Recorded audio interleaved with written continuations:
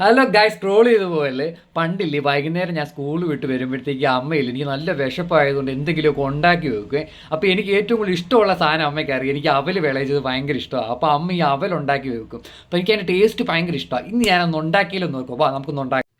അവൽ വിളയിക്കാനായിട്ട് ഞാനിവിടെ 1 കിലോ അവലും 1 കിലോ ശർക്കരയാണ് എടുക്കുന്നത്. ആദ്യമായിട്ട് നമുക്ക് അവൽ വറക്കണം, ഒന്ന് ചെറുതായിട്ട് ചൂടാക്കി എടുക്കുക. എന്നിട്ട് ഒരു 3 പൂള് തേങ്ങ ചിരണ്ടി വയ്ക്കുക.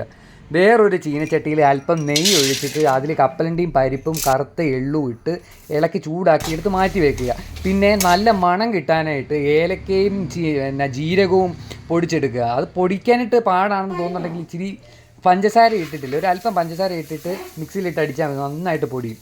എന്നിട്ട് ഒരു ഉരുളിയിലേക്ക് നേരത്തെ ചിരണ്ടി വെച്ചിരിക്കുന്ന തേങ്ങ ഇട്ട് വറക്കണം. അതിലേക്ക് കുറച്ച് ശർക്കര പാനി, നമ്മൾ 1 കിലോ ശർക്കരയാണ് എടുക്കുന്നത്, അതിൻ്റെ പാനിയാക്കിയത് ഒഴിച്ച് മിക്സ് ചെയ്യുക. അത് നന്നായിട്ട് ഇളക്കുക. തേങ്ങയ്ക്കകത്തും ശർക്കര പാനിയിലും നല്ലപോലെ വെള്ളമുണ്ട്, അതൊന്ന് വറ്റുന്നിടം വരെ ഇളക്കിക്കൊണ്ടിരിക്കണം.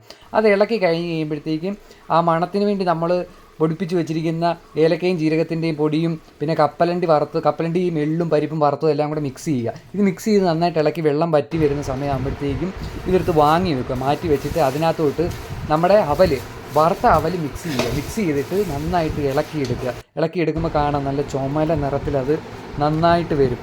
സംഭവം സെറ്റ് റെഡി. ഇതിട്ട് ആറി കഴിയുമ്പോഴത്തേക്കും നമുക്ക് എടുത്ത് സെർവ് ചെയ്ത് കഴിക്കാം. അത്രയേ ഉള്ളൂ പരിപാടി.